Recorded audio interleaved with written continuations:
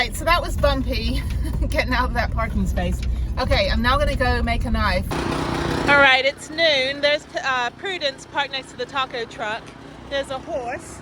That's a real horseshoe shop, and I'm gonna go over here to the blacksmith. It's like, instead of come and take it, which is like the Lone Star State, like Texan slogan, it's, because, you know, they took everything from everyone else. It's, come and make it. So there we go, yeah, come and make it.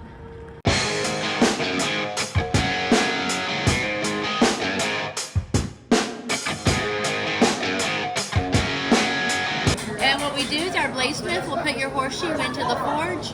He controls all the heat, you hold the hammer. Okay. He's showing you where to hit it and how to hit it.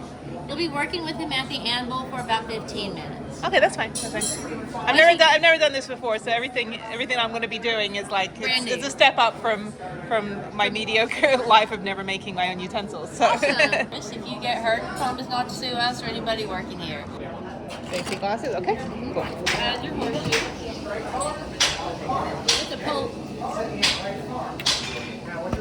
It's a polo shoe. Oh, okay, okay. So you get half the shoe because the whole horseshoe would be way too big. It'd be like a machete or something. Right? Yeah. This will be the right size. All right, thank you. Okay.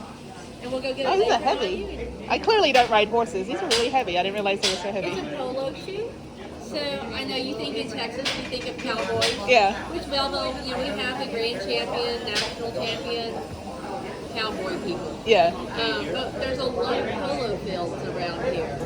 All right, so I got my horseshoe, and I gotta wait about 15 minutes. So I'm just gonna like stand somewhere where I'm not gonna get like burned or stabbed or something. So this is great. So I'm gonna do the large one. It's $60. A little bit pricey, but it's because it looks better as the larger one. The small one I will have no use for, but the larger one I'm sure I could like, you know, stab zombies and things during the zombie apocalypse. So that's good. Like just preparing for, you know, the end of the world. But yeah, this is good. So this is a polo. If you couldn't hear what she said, this is a polo horseshoe. So it's quite heavy. So it's going to be like, I don't know, never done this before. It's kind of cool. So I get to hold the hammer. The blacksmith gets to do all the heavy lifting and all that stuff. So yeah, some kids over there, they just finished theirs. So it's like, you can be them if you make your own. Okay. So Jennifer, I'm going to stand on this side of the anvil right here. Okay. Yeah. While I take your horseshoe and get it in the fire, Okay. you'd like to choose which one you'd like to make. I don't know what any of this means, but I will go with. Well, I'll be right back into it. These are always are made out of a horseshoe. Okay. So that basically means they're going to be able to take an edge. They're just not going to hold it very well at all. Okay. That being said, these two are better for slicing. These two are better for piercing. Okay. So when it comes down to it, it really is about what you think looks cool, because these are essentially a souvenir. Yeah. They will be a functional souvenir, but ultimately a souvenir. Well, which one for zombies? Like when the zombie apocalypse happens? Like if I'm. Well, that's really a matter of fighting style. Okay. So the English fencing master Tybalt once said, there is no artistry with killing with the point. Okay. But do not pass up the opportunity. So, all right. Well, we okay. just ran full circle on that, really. Yeah. Probably more information than either of us needs, but I'll do this straight back. Straight back it shall be. All right. Thank you. That one's going to be all you. Okay. Now, I'm going to give you a couple of these exercises, of course, this event. Those are going to be your targets. Okay. Rule 1, I'd like you to always hit the center of the target I give you. Okay. Nice and simple, right? Okay. Rule 2, hot steel looks like cold steel. Yeah. I have a high degree of confidence. I do not need to explain this confidence to, or this concept to you. Yeah. So, excellent. Okay. So go ahead and place your hammer on the anvil for me, if you would, please. So, do you feel the way the face of that hammer is sitting relatively flush? Yes. Hitting flat or striking flat is what we call it. Okay. 99% of the hammer strokes, or not 99, but 90% of the hammer strokes I need you to make, you're just coming straight up and straight back down, so the hammer lands flat every time. Okay. We're going to call that stroke 1. We have a second one, stroke 2. For that one, I'd like you to put your right foot behind you, about shoulder width apart. Bend at the knees nice and deep, because we need to hit the same target, but at this corner, at roughly like that that. 45-degree angle like that. Okay. So stroke 2 is going to be right on the corner. Stroke 1, straight up and down. And then like that. Exactly. Okay. Awesome.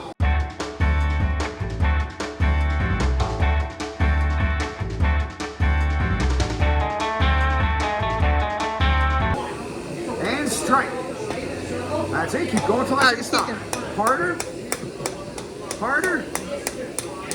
Using an angle. Right. So not all your force is going directly into the steel. Yeah. A fair amount's actually pushing back on. I can feel it on my, or on you, and I can feel it on my hand Right. too, yeah. Yeah.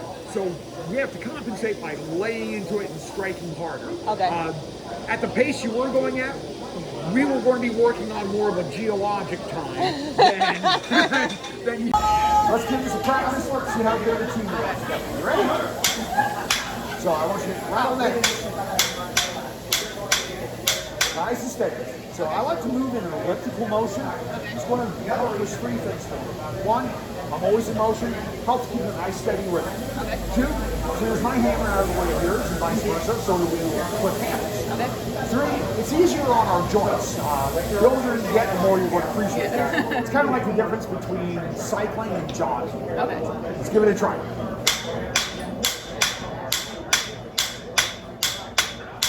There we go, beautiful, just like that. Excellent. Okay. You didn't fall for my trick either, so excellent following direction. All right.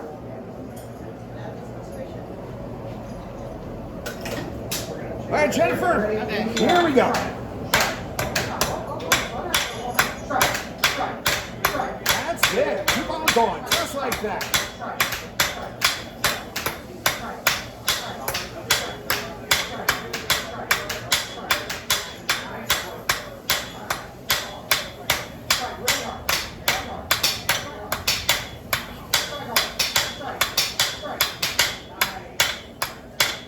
All right. So we're going to get this back in the fire, get it hot again. Okay. Then we're going to work the other side. Okay. This is fun. Good.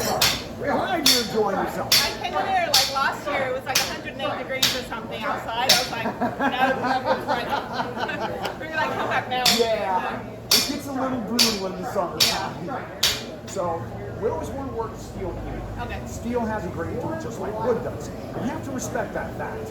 If we don't, we can cause problems like warping, distortions, even cracking at times. Yeah. You see, everywhere we hammer hits, it's compressing that grain. So we want to make sure that compression is equalized as best we can, front, back, and on both sides. This way, everything stays as uniform as possible.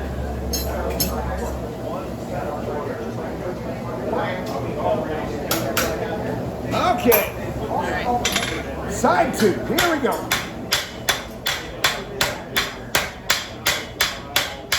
See the way the steel is stretching? Oh, yeah.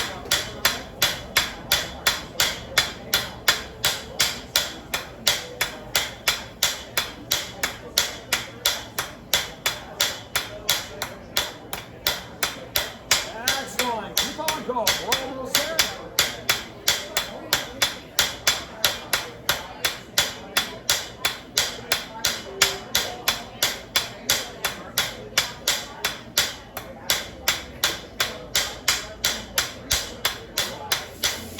Ah, beautiful. So check this out. So there's a couple things I want to point out to you. Okay. One, we got nice and thick. The thinner that blade gets, the sharper it'll be. Two, excellent shape. So the reason why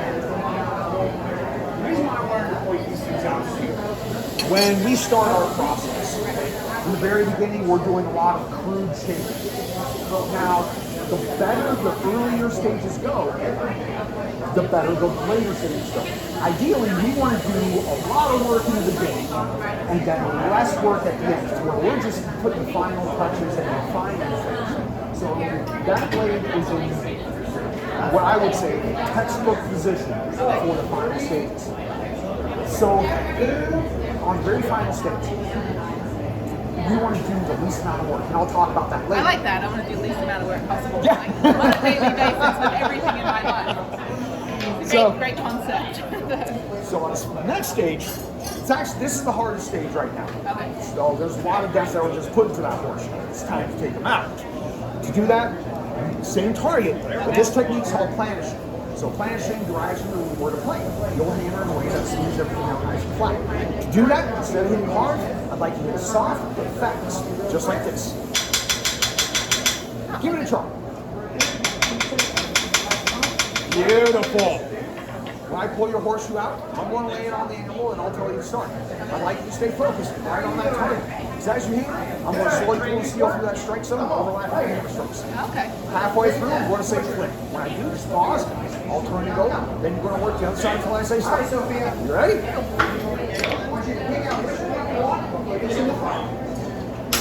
All right, Jennifer, start. A little bit harder. There you go. Beautiful. Keep going. Keep going. Keep going. And flip. And go. Very nice. Keep going. Keep going. We're almost there. In 3, 2. So where are you coming from today? Houston. Houston. Oh, I'm sorry. I didn't say stop. Keep on going. Okay.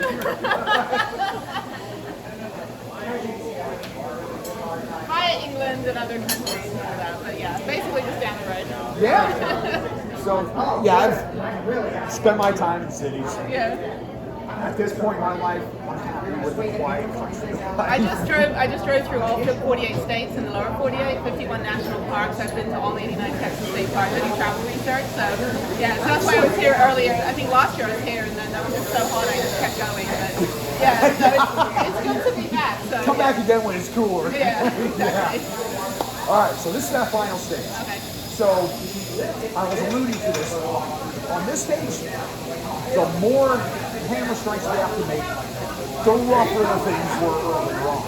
You are in excellent position. The record on this stage is 6 strikes. I think you might be able to break that record. Let's give this a try. Soft, soft, medium. Medium, hard, medium, medium, medium, frog. Frog. Frog isn't a harness. Oh, it's like a whack-a-mole. Oh, I get it. Exactly. There you go. A little slow today. Okay. Hard. Hard. Hard. Hard. Hard. Oh, cool. Medium. Awesome. That was 5. It's just got a little alignment problem. Medium. There you go. 6 hits. You tied the record, which is incredibly impressive. Incredibly. So very, very well done. So I will take your hammer from you. Thank you. And now that you're a member of our team, Jennifer, that big ball of fire is on the wall. That's your mark as well. Awesome. Accompany me over to the water barrel back there. Okay. On the right-hand side, do you see the head of a bird going into the flames? Yeah. The Phenix, our namesake. Okay. What do you know about it? Doesn't it rise from the Phenix?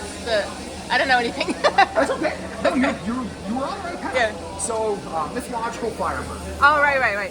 Lives 500-600 years. When it's ready to die, builds a fire and climbs on top. Okay. From ashes, a new one is born. Originating with the Egyptians, as far as we can tell, they actually called it the Phenix. The Greeks gave it the name Phoenix, but the myth is still the same. So, your horseshoe metaphorically died in the fire. Oh. By hammering it into a knife, you've given it a new life. The rebirth. Yay. Because it's made of steel, essentially lasts forever. Hence immortality. Yeah. So by making your blade, we're now part of that tradition as well. That's why we like to say that everything we make here is born of fire, just like the Phoenix. Nice to meet you, Jennifer. You got a beautiful straight back here. Okay. Hammered nice and thin. We're going to start with a 60 grit sandpaper. We're going to clean these lines up. Want a nice straight back, nice straight edge down here for sharpening, and a really sharp pointy tip. So we'll make a few sparks. I dip it in water. Water boils off at 212 degrees. So I watch that water line evaporating, coming closer to my fingers. So I know when to get it back in the water. Gets a little warm to hang on to. Get it in there, now it's nice and cool. So what we're doing is called profiling. It just gives us a nice shape to our knife. When we're looking at it from the side, lets us have nice straight edges and a nice curve into that. Now we need to thin it out this way so it'll cut a little more than Play-Doh. Yeah. So we're going to change our belt. I know I don't want to live on sandwiches for the rest of my life. I need to be able to cut some steak or, you know, that kind of Well, thing. this will be good for it. Okay, good. When we scrape sideways, we scrape a lot of the grit off the sandpaper. You can see how this is a lot more white. Right. This is a new belt. You can feel the difference in how scratchy these are. Yeah. Oh, yeah. So this one's a lot more scratchy. This is also brand new, so it's going to throw a lot of sand at my face. Not what caused this. But we're going to start by taking a little bit off of each side. We want to get this down to about half as thick as a dime before we sharpen it. So it needs to be really thin. The thinner we get it, the better it's going to cut, and the sharper we can get it.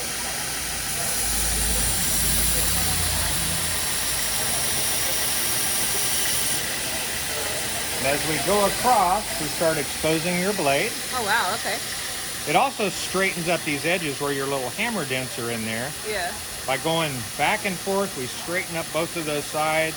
We work it till we get the center of the blade running right down the center of the knife. So we go back and forth.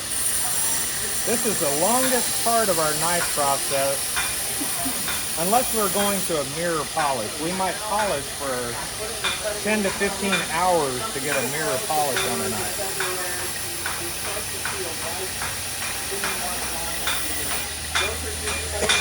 But each pass we go, we get thinner and thinner. Yeah. And we just keep going until we get it as thin as we want.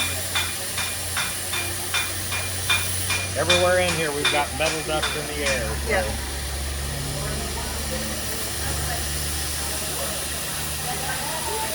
What do you do when you're not making knives? Travel and build websites. Okay. Yeah, so it's good to like, I travel all over the country. So I just finished all the national parks in the lower 48 and I just finished the 48 states. So very nice. now back in Houston. That's a lot of fun. There's a lot of driving. It is. A lot of expensive gas elsewhere. So happy to be in academic probation gas down here with $2.20 a gallon. Right. So as you see, we're starting to get nice and thin. We're still a little bit thick in this area. We're good here. So I'll keep going back and forth. Now we're working on the side. Right.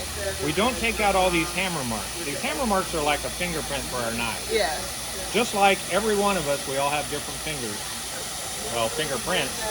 And each one of our fingerprints is different from finger to finger. Mm-hmm. God doesn't make the same thing twice. You can't hammer from one side to the other and make the same dent in that knife. And no one else definitely could. So that makes this knife very unique. There won't be another knife that looks exactly like it with these hammer dents in the world. That's pretty cool. Get everything blended in really nice.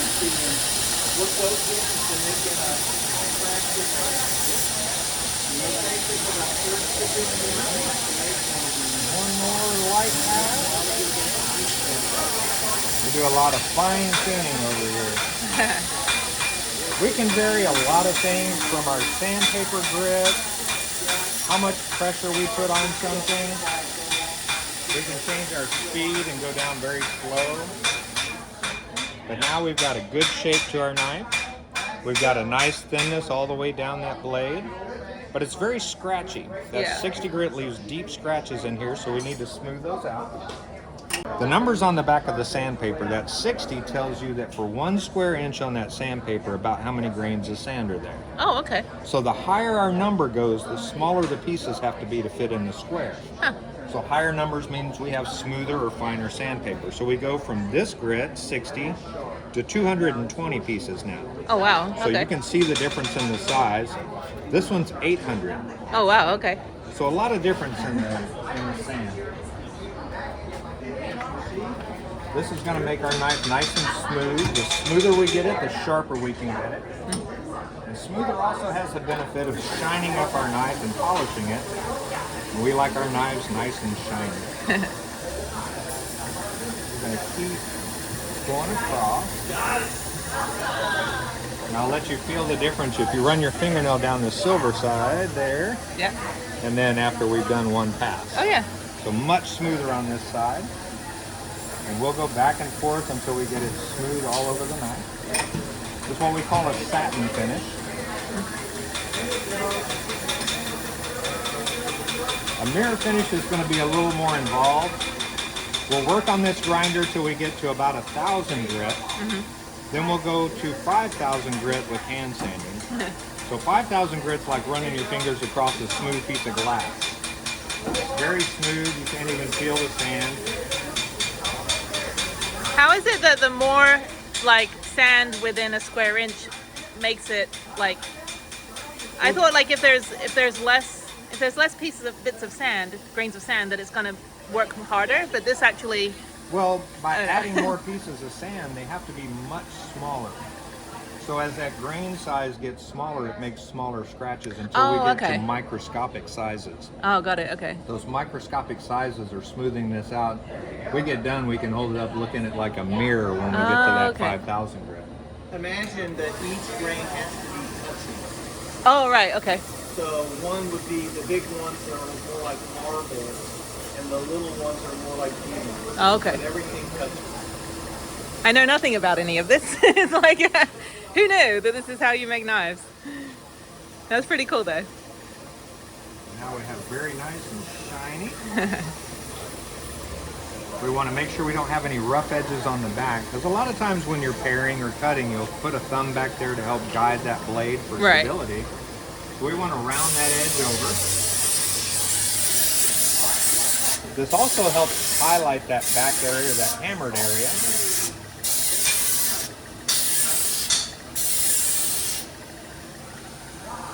And then we'll highlight it just a little further here.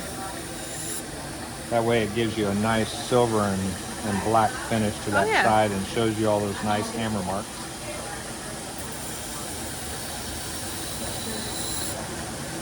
Then lastly, we're going to go up top and sharpen in the slack part of the belt here. Okay.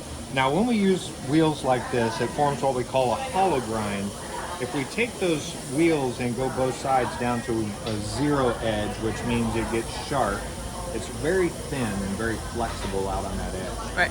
So we stop when we get to about half as thick as a dime, and then we roll the edge in this way and form what we call an apple seed edge. Okay. That apple seed edge gives you a much stronger edge that's going to stand up a lot better cutting. So we use the slack part of the belt that helps it roll around that edge when we put pressure on it. As we go across, we're going at about a 22.5-degree angle.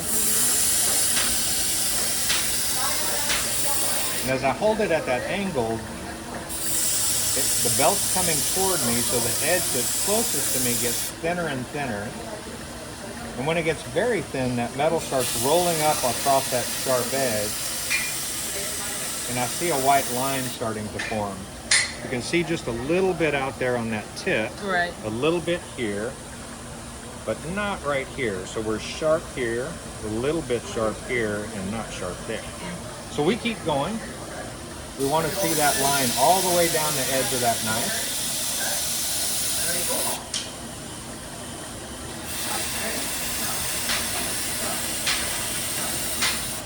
When we see that line all the way down the edge, that tells me that's as sharp as this belt can get the knife. So now we have a line all the way down the edge of that knife. Oh yeah. Okay. So now we need to change to a smoother belt. That way we can get sharper. So refine that edge even further. We see we've got big chunks of metal out here right now. We're going to make those a lot smaller by taking off these smaller pieces.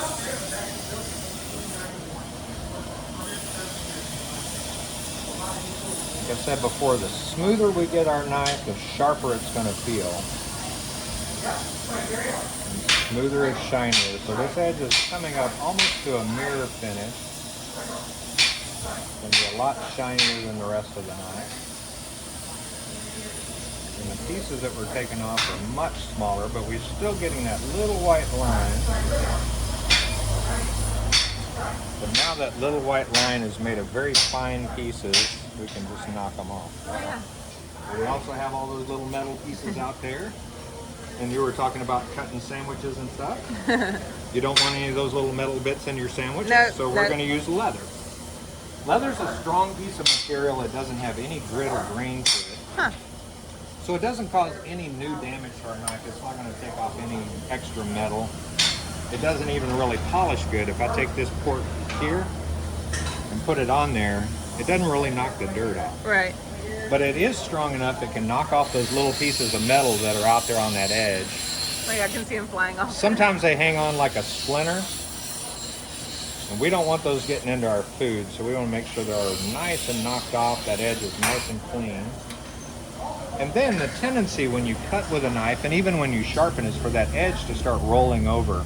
It forms a burr and it makes the knife feel dull. Much like the rods you get with your kitchen knives, the leather belt is used to pull backwards and pull that edge back out into perfectly straight alignment. So when you have this rod with your kitchen knives, you'll run that knife backwards to pull that edge into alignment. Right. It'll make your knife feel much sharper. You'll see this in barbers, butcher shops, anyone that does a lot of cutting. So that aligns that edge perfectly out on the edge of that knife. Then our last step, the horseshoe steel is an architectural steel. So it's a very mild, soft steel. It's easy to hammer, makes it easy to make knives. Doesn't keep an edge very well because it is soft. But if you think about buildings, you want those buildings to be able to sway in the wind and not break. Right. And with your horseshoes, if the horse got out onto concrete and had hardened steel shoes, it wouldn't be able to stand up. Okay. It has to be able to grab. But this metal has a lot of iron in it. You can see that surface rust just starting from where we've been dipping it in the water. So we need to coat this with oil, kind of like taking care of a cast iron skillet. We get a little oil. We use food grade mineral oil. You can use vegetable oil, olive oil. Okay. You can use coconut oil if you like essential oils. You can have it smell like lavender. But we just give it a nice thin coat of oil all over that knife. Gives it a protective coating, almost like a raincoat. Keeps any moisture that's in the air, anything from our sandwiches like tomatoes, pickles, things that we might cut, from that water sitting on that blade and causing that rust. So anytime you use a knife, you want to make sure it's nice, clean, and dry when you put it away. If you're going to be storing it for a while, you get a nice thin coat of oil and put it away in its sheath. And it's So I should put that oil on it like periodically? We do it every couple of months to Okay. the stuff that's hanging around in the shop. But if you're using it a lot, you definitely want to keep it nice and dry. And then if you're going to store it, give it a nice coat of oil. So you turned out a very beautiful straight That's back really knife. cool. Never done that before. Give you a sticker. Thank you. And grab you a sheath here. Oh, wow. Okay. Now with these sheaths, those tips are very sharp and that leather's very thin. I don't suggest putting your hand here when you shove them Right. in. Hold it out like this, get that tip in there and help kind of wiggle it to work it down in there. Yeah.